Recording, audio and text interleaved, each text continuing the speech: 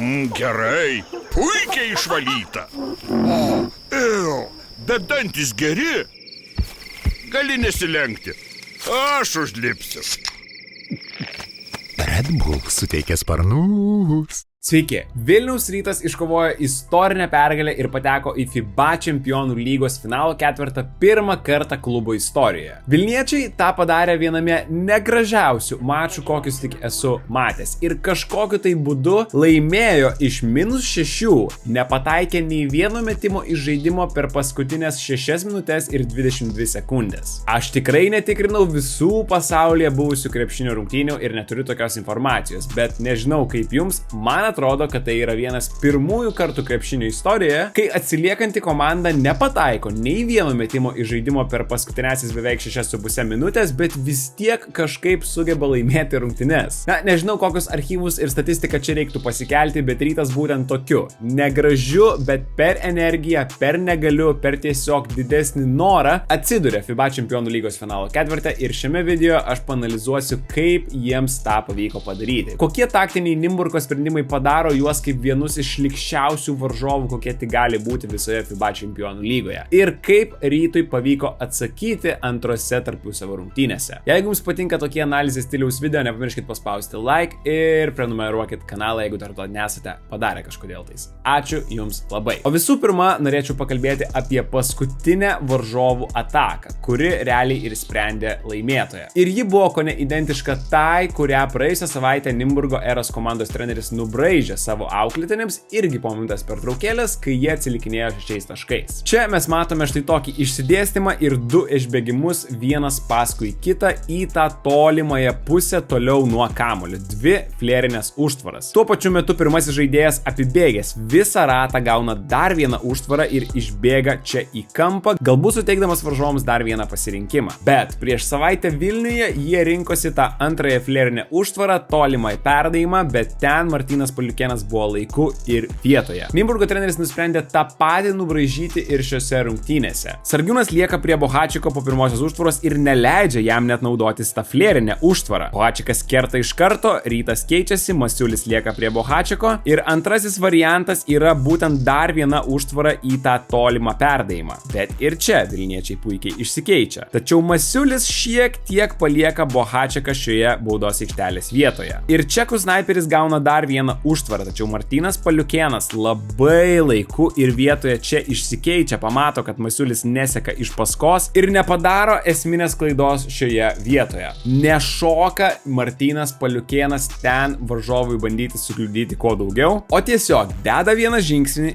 iškelia rankas, nelenda į jo metimo zoną ir neprasižengia metimo metu, kas čia būtų ojojoj kaip blogai. Praktiškai čia suvėluota nėra. Taip, varžovai gauna progą išmesti metimą, bet na, tokioje situacijoje tu to ir tikiesi. Tačiau Paliukėno rankos yra iškeltos, nėra tai lengvas metimas ir Bohačiko šūvis skrieja pro šalį. Masiulis tuomet laiku ir vietoje priverčia Lorensą neatsikovoti iki galo normaliai kamuolio, briunkia po krepšiu ir vilniečiai švenčia vieną iš svarbiausių savo komandos pergalių per pastaruosius 6-7 metus. Nėra šita Nimburgo komanda lengvas varžovas ir nėra ji lengvas varžovas dėl savo nestandartinių gynybos sprendimų. Taip, talento ji turi beprotiškai mažai, tai mes pamatėme ir ketvirtajame kėlinyje, bet turi labai įdomių ir keistų sprendimų gynyboje, kurių Rytas nebuvo matęs priešais save šiame sezone. Vienas iš tokių sprendimų yra next arba tiesiog kito žmogaus gynyba pick and roll situacijose. Ši strategija yra labai rizikinga, bet labiausiai turbūt naudojama ir populiari Ispanijos ACB pirmenybėse. Bet ir tai nėra, kad labai daug komandų propaguotų šią rizikingą strategiją. Kaip jie atrodo? Jeigu tu žaidi pick and rollą į tą pusę, kurioje yra daugiau negu vienas žmogus, o čia yra 3, artimiausias žmogus, tai yra per vieną perdavimą esantis žmogus toje pusėje perima žaidėją su kamuoliu, o kamuolį dengęs žmogus rotuoja prie vieno iš laisvų vilniečių. Rizika yra realiai pastatyta ant to, kad tavo gynyba turi rotuoti taip pat greitai kaip kamuolio perdavimai. Tai yra tikrai labai rizikingas dalykas, bet kaip matėme šioje serijoje, tai privertė Rytą, stagnuoti, sakykime taip, pozicinėme krepšinyje. Tiesa, to nepavyko padaryti viena iš pirmųjų atakų, kur Rytas sukūrė bene gražiausią šio mačo epizodą. Vėlgi atkreipsiu dėmesį į išsidėstymą. 2 prieš 2 į dešinę pusę, kurioje yra kiti 2 vilniečiai. Todėl Nimburgas siunčia kitą gynėją link Sargiūno, vidurio puolėjas atsitraukia, o iš kampo rotacija vyksta į pusiau kraštą, o Bohačekas, dengęs kamuolį, keliauja visą tą kelią nuo kamulio į patį aikštelės kampą. Snaiperis tikrai nėra toks pats greitas kaip Ryto kamulio judėjimas čia, o Brunkė dar ir labai gudriai sužaidžia. Kam rizikuoti metant 3, jei gali garantuotai sugrūsti 2. Plius Giedrius Žibėnas su savo treneriu štabu per savaitę pasiruošė kaip geriau ir efektyviau išnaudoti šitą varžovų rizikingą gynybos sistemą. Šiek tiek pakeičiant žaidėjų išsidėstymą puolime, tu labai sėkmingai gali manipuliuoti šitą gynybą ir susikurti savo dar geresnius metimus. Ta ir pavyko padaryti pirmoje mačo pusėje. Čia viskas prasideda iš ragų išsidėstymo ir 2 prieš 2 netikro į kairę pusę. Po jos Carolinas lenkasi į dešinę. Masiulis eina žaisti antrą 2 prieš 2 ir Carolino gynėjas galvoja, kad Lukošius ten vis dar yra kampe ir kad vilniečiai žais 2 prieš 2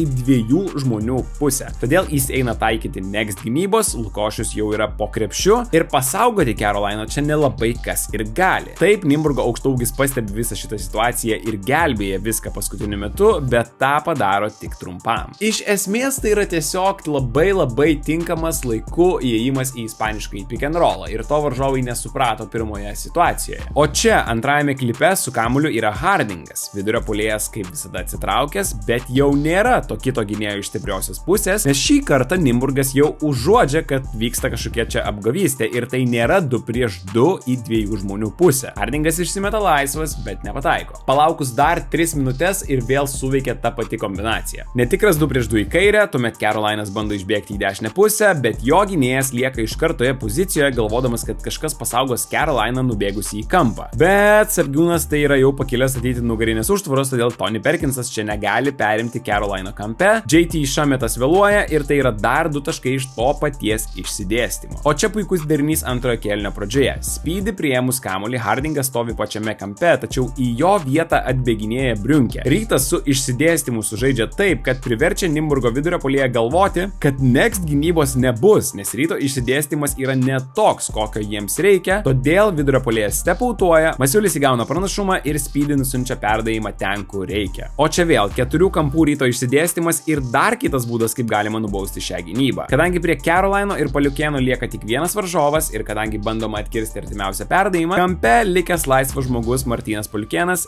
eina kovoti dėl atšokusio kamuolio puolime ir taip nubaudžia šią varžovų keistą gynybą. Žodžiu, su tokia neaiškia ir keista gynyba vilniečiams teko susidurti šios serijos metu. Prieš ją žaisti tikrai nėra lengva, tuo labiau, kad varžovai dar ir žaidžia super ultra fizišką krepšinį. Tuo jūs galėjote įsitikinti šios visos serijos metu. Pasižiūrėkite, kaip dažnai vilniečius iš patogių situacijų, iš vietų, kurie jie norėdavo tęsti savo derinius, jie būdavo išstumti. Čia veiksmas vyksta kone 2-3 metrus aukščiau negu norėtų vilniečiai. Čia vėlgi yra ta next gynyba ir tai yra klaida. Dar kitoje situacijoje 4 kėlinio pradžioje vėlgi, kokio lygio kontaktas visos atakos metu yra palaikomas. Jeigu tu kažkur bėgi, bus kontaktas, bus pastuvimas. Jeigu yra išsikeitimas, yra pastumimas, yra kontaktas. Nieko nėra lengva, nesvarbu, kurioje tu aikštelės vietoje būsi. Ir būtent tokie dalykai leido šitai Nimburgo komandai pasiekti Čempionų lygos ketvirtfinalį, nors pagal talentą šita komanda aš nežinau, ar iš grupės realiai turėjo išeiti. Prieš pereinant kalbėti apie kitas varžovų komandos ypatybes bei kaip Rytas sugrįžo laimėti be metimų į žaidimą, aš norėčiau pasidžiaugti ne tik istoriniu Ryto triumfu, bet ir tai, kad šį video remia Seilį. Mano nuolaidos kodas Augustas vis dar galioja ir galios dar bent tikrai kurį laiką, taip kad jeigu norite 15% nuolaidos Seilį interneto duomenų planams, būtinai jį panaudokite ir pasakykite draugams, nes nuolaidos kodas galioja vieną kartą naujiems vartotojams, tai labiausiai tiks tiems, kurie nėra iki galo dar susipažinę su Seilį. O aš pats iš savo patirties tikrai rekomenduoju nuoširdžiai Seilį, pats tik ką buvau Jungtinėse Amerikos valstijose, naudojau ne pirmą kartą šią programėlę, naudojau vietose, kuriuose nėra Wi-Fi'aus, naudojau net ir viešbutyje, kuomet tas Wi-Fi'us buvo prastas, niekada nežinai į užsienį keliaujant, koks kitas Wi-Fi'us ten bus. Tad tikrai labai rekomenduoju ir dar kartą įsitikinau, koks Seilį yra patogus reikalas. Viską susiinstaliavau, eSIM susidėjau dar prieš kelionę į užsienį. Nereikia vargti atvykus ieškant eSIM kortelių, tiesiog paprasčiausiai jau įsijungi ir gali naudotis. O dar prieš išvykstant tiesiog pasirinkite programėlėje šalį arba regioną, tuomet įrašykite mano nuolaidos kodą Augustas, gaukite 15% nuolaidą ir viskas. Jeigu duomenys jums baiginėsis, tai Seiliui jums praneš iš anksto, dėl to irgi nereiktų nerimauti. Taip kad, jeigu žadat kažkur keliauti pavasarį, vasarą, griebkit Seilį, naudokit mano kodą, palaikykit kanalą būtent taip. Ačiū Jums labai. Na, o dabar dar vienas dalykas, kas daro Nimburgą labai neparankių varžovų. Tai yra jų greitis. Pirmajame kėlinyje jie spurtavo 11-3 per pirmasis 2 minutės ir atrodė, kad čia bus labai blogai. Net 2 kartus jie pabėgo į greitas atakas. Ir jiems yra visiškai nesvarbu, ar po pramesto metimo, ar po Ryto įmesto metimo, jie pirmosius 3 žingsnius skuodžia į greitą įpuolimą ir nori mesti tritaškius metimus. Realiai puolime, kai tu turi tiek mažai talento, tai visa tavo žaidimo esmė yra susirasti tritaškį metimą, jį išmesti ir kovoti dėl atšokusio kamuolio taip teisingai, kad tu maksimizuotum savo šansus tiesiog susikurti tą atkovotą kamuolį puolime, išmesti perdavimą vėl iš vidaus į išorę ir mesti dar kartą iš toli. Va tokia maždaug logika yra Nimburgo eros puolime. Buvo ir įspūdingas vienas epizodas, kur po praleistų taškų, tai yra po Vilniečių taškų, JT Šametas, po 5 ar 6 sekundžių jau smeigia vėl tritaškį į Ryto krepšį, taip eilinį kartą parodydamas, kad tu atsipalaiduoti žaisdamas prieš šitą komandą negali niekada. Kitas dalykas. Nimburgo era spaudžia tave po visą aikštelę. Jie net ir eina kartais dvigubinti nuo aukštaūgio, geri 20 metrų iki savojo krepšio. Tiesa, tai ne visada pasiteisina. Bet, pavyzdžiui, pasiteisina tokie dalykai kaip spaudimas per visą aikštelę ir dvigubinimai komandiniai. Dvigubinimai ne tik su vidurio puolėju. Ten buvo Speedy Smitho klaida antrojo kėlinio pabaigoje, kuri vėliau kainavo ir tą metimą su Sirena į rūbinę. Galiausiai dar vienas dalykas, kuris apsunkina žaidimą prieš varžovus iš Čekijos, yra tas, kad pavyzdžiui prie išsimetimo iš užgalinės linijos jie atsistoja į aikštės gynybą, tavo realiai visi deriniai nebetenka prasmės, tu turi būti žiauriai gerai pasiruošęs ir Rytui to nelabai pavyko padaryti. Čia buvo prarastas kamuolys, bet ir šiaip būdavo labai sunku išmesti kamuolį tokiose situacijose. Rytas ne vieną kartą, kaip čia parodžiau, buvo arti klaidos ribos ir tiesiog. Tai vėlgi apsunkina tavo žaidimą lygioje vietoje. Galiausiai jie tikrai puikiai naudojasi varžovų silpnomis vietomis. Tony Perkinsas bandė atakuoti Jeriką Hardingą, Ryto lyderis ilgą laiką žaidė su 3 pražangomis antroje mačo pusėje ir tikrai yra silpnesnis žaidėjas gynyboje, tad varžovai jį atakavo, tą darė gana sėkmingai. Pajautė ritmą Tony Perkinsas, dar ir gavo nemažai užtvarų be kamuolio, Ryto gynyba šiek tiek nesusikalbėjo kelis kartus iš eilės ir tai padėjo čekams susikrauti kelių taškų pranašumą. Galiausiai Giedrius Žibėnas išlaukė savojo momento. Ketvirtajame kėlinyje likus berods 7 minutėms Giedrius Žibėnas nusprendžia pakeisti gynybos strategiją, pakeisdamas savo penketą. Switch allas, visko susikeitimo gynyba tarp 1 ir 5 pozicijos su 4 gynėjais aikštelėje. Martynas Paliukėnas literaliai 3 minutės žaidė 4 numerio pozicijoje. Šalia tų 4 gynėjų buvo Artūras Gudaitis, vėliau vietoje Gudaičio ėjo dar mažesnis penketas su Brunkė 4 pozicijoje ir Masiuliu 5 pozicijoje, bet čia jau labiau yra įprasti Ryto dalykai. Ir realiai Žibėnas šito visko susikeitimo kortą išsitraukė tada, kai to labiausiai reikėjo. Kaip ir minėjau, viso šio video metu varžovai nėra labai talentingi. Sukurti 1-1 jie nelabai ką galėjo ir tai pasimatė ketvirtajame kėlinyje. Taip, reikia pagirti ir Vilniečių gynybą, kuri tikrai buvo labai solidi. Iš pradžių ir Sargiūnas pamušė kamuolį iš galo, vėliau ir visa komanda pademonstravo tiesiog įspūdingą gynybą 24 sekundės iš eilės. Likus minutė ir 40 sekundžių Gytis Masiulis atstovėjo prieš Tony Perkinsą, kas tikrai nėra lengva, kadangi jis neturi nei jėgos, nei greičio persvaros toje situacijoje. Ir būtent tokiu būdu, tai yra savo gynybos dėka, realiai Rytas gynybos dėka laimėjo šitą seriją, kad ir kaip, nestandartiškai Vilniečiams tai skambėtų, kadangi tai yra komanda, kuri buvo rezultatyviausia FIBA Čempionų lygoje šiame sezone. Metė kone visiems varžovams 90+ ir laimėti išvykoje praleidus 69 taškus, praleidus 71 rungtynėse, tai parodo, kad šita komanda turi charakterį, kad šita komanda gali prisitaikyti prie varžovų. Galiausiai šiek tiek juokingas dalykas atsitinka paskutinėje Ryto atakoje, kai Vilniečiams reikia taškų.